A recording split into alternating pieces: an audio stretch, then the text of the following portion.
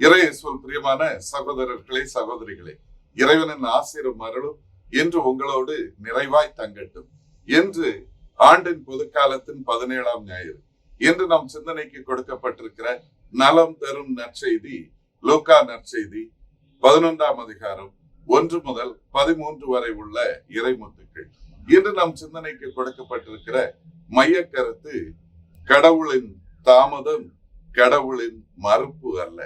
அன்பார்ந்தவர்களே, இன்றைய நற்செய்தியானது ஆண்டவர் இயேசு கிறிஸ்து எப்படி ஜெபிக்க வேண்டும் என்கிறதையும், ஜெபிக்கிற பொழுது நமக்கு உடனடியாக நமது ஜெபங்களுக்கு பதில் கிடைக்கவில்லை என்றால் தொடர் ஜெபம் எப்படி மேற்கொள்ள வேண்டும் என்கிறதை பற்றியும் இன்றைய நற்செய்தியிலே அருமையாக சித்தரிக்கிறார். அன்பார்ந்தவர்களை, கடந்த வாரம் வேளாங்கண்ணி நோக்கி நடைப்பயணம் சென்று கொண்டிருக்கக்கூடிய ஒரு குழுவை சந்திக்க நேர்ந்தது. அந்த பக்தர்கள் தங்கள் ஊரிலிருந்து 16 நாட்கள் நடந்து வேளாங்கண்ணி நோக்கி பயணித்துக் கொண்டிருக்கிறார்கள். அன்பார்ந்தவர்களே, இவர்களிடம் நீங்கள் நடை பயணம் தொடர்ந்து பலரும் பல ஆண்டுகளாக சென்று கொண்டிருக்கிறீர்கள், உங்கள் வாழ்க்கையிலே உங்களது ஜெபங்கள் இறைவனால் கேட்கப்பட்டதா என்று கேட்கிற பொழுது அதிலே ஒருவர் பின் ஒருவராக தங்கள் அனுபவங்களையும் தாங்கள் இறைவனிடமிருந்து பெற்றுக்கொண்ட ஜெபத்தின் அதிசயங்களையும் அற்புதங்களையும் பற்றி எடுத்து சொல்லிக் கொண்டிருந்தார்கள். தங்கள் வாழ்க்கையிலே நேர்ந்த பல அதிசயங்களை எடுத்து சொல்லிக் கொண்டிருந்தார்கள். அவற்றில் ஒரே ஒரு நிகழ்வு உங்களோடு பகிர்ந்து கொள்ள வேண்டும் என்றால், ஒரு குறிப்பிட்ட நபர் தன்னுடைய வாழ்க்கையை பற்றி சித்தரித்தார். அவர் இந்த கூட்டத்திலே 2வது ஆண்டாக நடைப்பயணம் செல்வதாக கூறினார். இவருடைய திருமண வாழ்க்கையிலே பல நாட்கள் விரக்தியோடும் நிறைவற்றும் நிம்மதியற்றும் வாழ்ந்து கொண்டிருந்த காலங்களை பற்றி சித்தரித்தார்.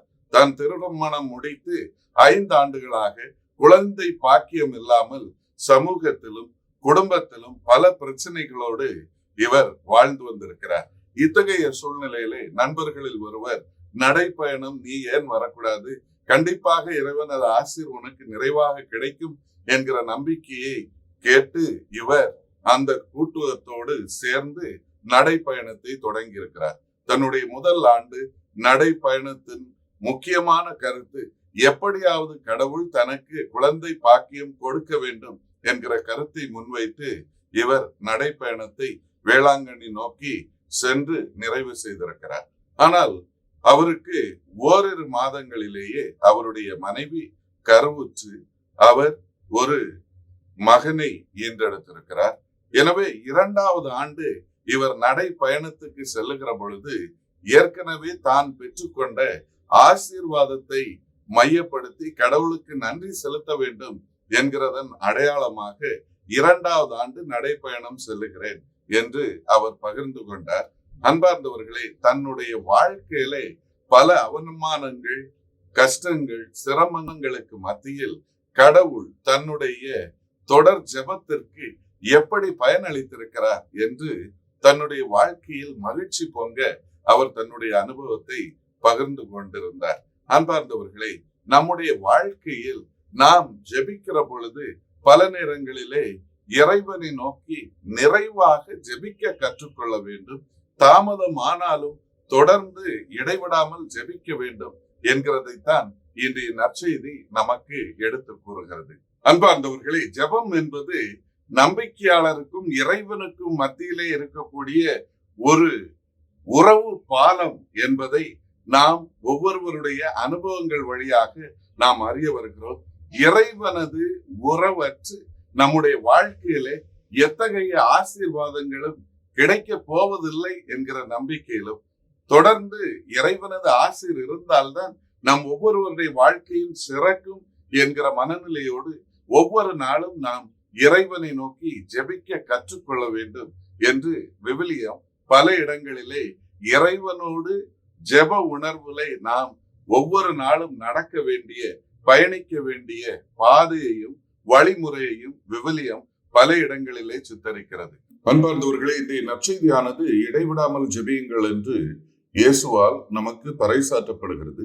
ஆனால் அதே நேரத்திலே நம்முடைய அன்றாட வாழ்க்கையிலும் நடைமுறை பழக்க வழக்கங்களையும் பார்த்தால் கண்டிப்பாக நம்மில் பலருக்கும் இடைவிடாமல் ஜெபிப்பதற்கு பல தடைகள் நம்மால் இருப்பதை உணர முடிகிறது.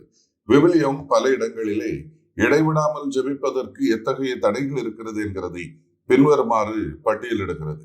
முதலாவதாக, நமக்கு திடமான நம்பிக்கையின்மை அல்லது சந்தேகத்தோடு ஜெபிக்க கூடாது, இது ஜெபத்திற்கு ஆகாது என்பதை எடுத்து சொல்லுகிறது. இதைத்தான் யாக்கோபு எழுதிய திருமுகம் 1 அதிகாரம் 6 முதல் 7 வரை உள்ள வசனங்களிலே நாம் ஆண்டவரிடம் கேட்கிற பொழுது நம்பிக்கையோடு கேட்க வேண்டும், சந்தேகப்படவே கூடாது. ஏனென்றால் சந்தேகம் ஒரு கடலின் திரையை போன்றது என்பதை தூய யாக்கோபு எடுத்து சொல்கிறார். இரண்டாவதாக, இடைவிடாமல் ஜெபிப்பதற்கு நமக்கு கண்டிப்பாக ஒரு பொறுமை தேவை என்பதை இது எடுத்து சொல்கிறது.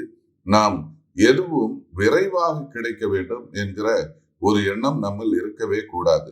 இதைத்தான் சாமுவேலாகமம் 1 புத்தகம் 13 அதிகாரம் 8 முதல் 14 வரை உள்ள வசனங்களிலே அரசர் சவுல் மிக விரைவாக அர்ப்பண பொருட்களை சாமுவேல் இறைவாக்கினரின் வருகைக்காக காத்திருக்காமல் அர்ப்பண பொருட்களை அர்ப்பணிக்கிறார்.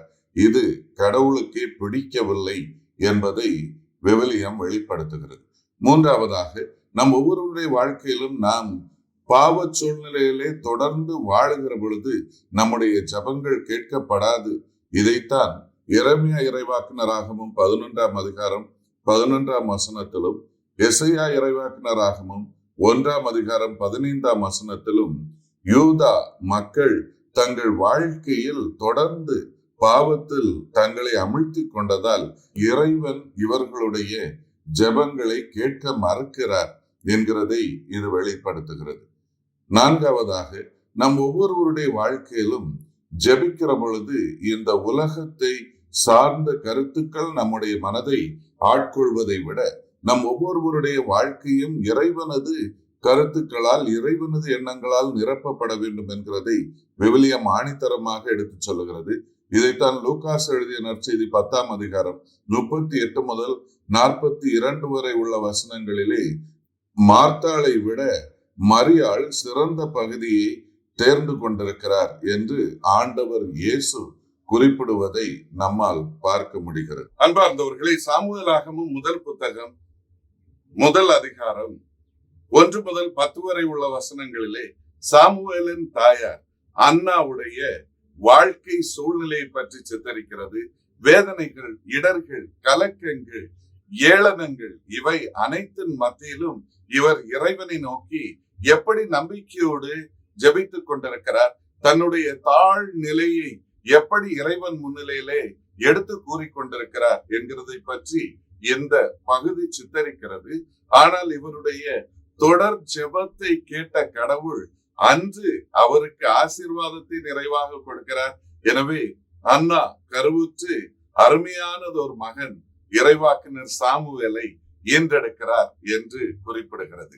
தானியேலாகமம் 6 அதிகாரம் 10 முதல் உள்ள வசனங்களிலே தானியேல் எப்படி தன்னுடைய வாழ்க்கையில் கஷ்டங்கள், இடர்களுக்கு மத்தியிலும் தொடர்ந்து இறைவனை நோக்கி ஒரு நாளும் 3 முறையாவது ஜெபிக்கக்கூடிய பழக்கத்தை கொண்டிருந்தார் என்பதையும், அவ்வாறு இறைவனோடு இவர் தொடர் ஜெபத்திலே ஈடுபட்டு கொண்டிருந்ததனாலே சிங்கத்தின் வாய் நின்று கூட கடவுள் தானியேலை காத்தருளினார் என்கிறதை பற்றி இது எடுத்து கூறுகிறது.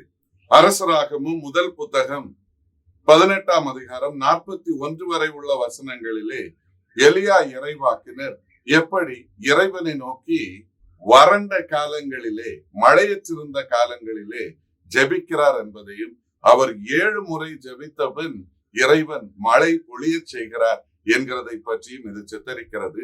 எனவே நம்பிக்கையோடு ஜெபிக்கக்கூடிய ஒவ்வொரு நபரும் தங்கள் வாழ்க்கையிலே இறை ஆசிரை கண்டு கொள்ளுகிறார்கள் என்று வேதநூல் நமக்கு சித்தரிக்கிறது. அன்பார்ந்தவர்களே, இன்றைய நற்செய்தியிலே ஆண்டவர் இயேசு கிறிஸ்து தன்னுடைய திருத்தூதர்களுக்கு எப்படி ஜெபிக்க வேண்டும் என்று கற்றுக் கொடுப்பதோடு மட்டுமல்ல, இடைவிடாமல் எப்படி ஜெபிக்க வேண்டும் என்றும், இறைவனோடு கரம் கோர்த்து நம்முடைய வாழ்க்கையில் எப்படி முன்னோக்கி செல்ல வேண்டும் என்பதை பற்றியும் ஆண்டவர் இயேசு தெள்ள தெளிவாக சித்தரிக்கிறார். அன்பார்ந்தவர்களே, இயேசு அவருடைய வாழ்க்கை வழியாகவே எப்படி தொடர் ஜெபம் மேற்கொள்ள வேண்டும் என்பதை மத்தேயு நற்செய்தி 26ஆம் அதிகாரம் 36 முதல் உள்ள வசனங்களிலே எப்படி தொடர்ந்து இறைவனை நோக்கி ஜெபிக்க வேண்டும் என்பதை இயேசு தன்னுடைய கெத்செமனே அனுபவத்தின் பொழுது மீண்டும் மீண்டுமாக ஜெபிப்பது வழியாக நமக்கு கற்றுக் கொடுக்கிறார். மத்தேயு நற்செய்தி 15ஆம் அதிகாரம் 21 வரை உள்ள வசனங்களிலே கனானேய பெண் எப்படி தனக்கு தொடக்க நிலையிலே இயேசுவிடமிருந்து அருளோ ஆசீரோ கிடைக்காது என்கிற நிலைக்கு இட்டு செல்லப்பட்ட பின்பு கூட தொடர்ந்து இயேசுவை நோக்கி மன்றாடுவதால் அவருடைய விண்ணப்பம் கேட்கப்படுகிறது என்பதை இயேசுவின் செயல்பாடு வழியாகவே இயேசு சுட்டிக்காட்டுவதை நம்மால் பார்க்க முடிகிறது. தூய பவுலடிகளாருடைய போதனைகளிலே மிக சிறப்பிடம் பிடிக்கக்கூடியது மக்கள் தொடர்ந்து இறைவனை நோக்கி நம்பிக்கையோடு ஜெபிக்க வேண்டும் என்பது.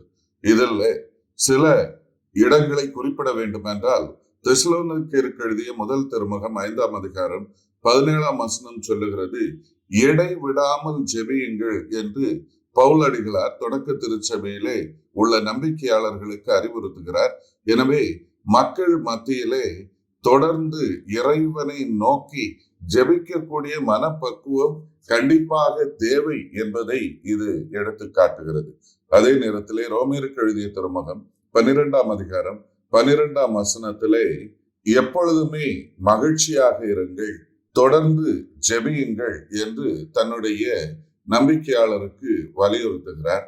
எனவே நம்பிக்கையாளர்கள் ஒவ்வொருவரும் கடவுள் மீது பற்றுதலோடு ஜெபிக்க வேண்டும் என்பதையும், அதே நேரத்திலே ஜெபிக்கும் பொழுது உரிமையோடு தந்தையிடம் கேட்கக்கூடிய மனநிலையோடு ஜெபிக்க வேண்டும் என்பதை ரோமேருக்கு எழுதிய திருமுகம் 8ஆம் அதிகாரம் 16 முதல் 17 வரை உள்ள வசனங்களிலே தூய பவுல் அடிகளார் அறிவுறுத்துகிறார். தந்தையிடம் எப்படி உரிமையோடு கேட்கிறோமோ என்கிற எண்ணத்தோடு நாம் கடவுளிடம் கேட்க கற்றுக்கொள்ள வேண்டும் என்பதை இது நமக்கு வெளிப்படுத்துகிறது. அன்பார்ந்தவர்களே, திருச்சபையின் பாரம்பரியத்திலே பல புனிதர்களுடைய வாழ்க்கையிலும் ஜெபத்தை பற்றி பலவாறும் எடுத்து சொல்லப்படுகிறது. தங்கள் ஜெபத்தின் விளைவால் எத்தகைய அற்புதங்களும் அதிசயங்களும் நிகழ்ந்தது என்பதை பல புனிதர்களுடைய வாழ்க்கையிலே பார்க்கிறோம். எடுத்துக்காட்டாக புனித மோனிகாவுடைய வாழ்க்கை சித்தரிப்பு நமக்கு எடுத்து சொல்லுகிறது. ஒரு தாய் தன்னுடைய மகன மாற்றத்திற்காக 16 ஆண்டுகள் தொடர்ந்து ஜெபிக்கிறார். இவருடைய தொடர் ஜெபத்தின் விளைவாக அவருடைய மகன் அகஸ்டின் மனம் திருந்தி நல்ல மனிதனாக மாறி திருச்சபையில் பிற்காலத்தில் அவரும் புனிதராகக்கூடிய நிலைக்கு இட்டு செல்லப்பட்டார் என்கிறதை திருச்சபையின் வரலாற்றிலே நம்மால் படிக்க முடிகிறது. அன்பார்ந்தவர்களே, புனித ஜான் மரிய வியானி அவர் சென்ற பங்கிலே இருந்த அனைத்து மக்களும் அதிகப்படியான பாவத்திலே ஈடுபட்டு கொண்டிருந்ததுனாலே அவர்களுக்காக தொடர்ந்து ஒவ்வொரு நாளைக்கும் அவர் ஜெபித்ததோடு மட்டுமல்ல, பல மணி நேரங்கள் பாவ சங்கீர்த்தனம் கேட்டபடி அமர்ந்ததால் மக்களில் பலரும் இறை ஆசிரை நிறைவாக பெற்றார்கள் என்று அவருடைய வாழ்க்கை சித்தரிப்பு நமக்கு எடுத்து சொல்லுகிறது. அன்பார்ந்தவர்களே, நம்முடைய வாழ்க்கையிலே நாம் இறைவனின் கரம் பிடித்து எல்லா நேரத்திலும் நடை பயிலுகிற பொழுது கண்டிப்பாக நம்முடைய வாழ்க்கையிலே நம்முடைய இடைவிடாத ஜெபங்களுக்கு பலன் கிடைக்கும். தாமதமானாலும் கடவுள் நம்மை கைவிட மாட்டார் என்கிறதை ஆணித்தரமாக இன்றைய நற்செய்தி சொல்லுகிறது. எனவே நம்பிக்கையோடு இறைவனை நோக்கி முழந்தாளிடவும் கரம் குவித்து ஜெபிக்கவும் வேண்டிய அருளையும் ஆசீரையும் வேண்டி ஜெபிப்போம். இறைவன் நம் ஒவ்வொருவரையும் நிறைவாக ஆசீர்வதிப்பாராக. ஆமென்.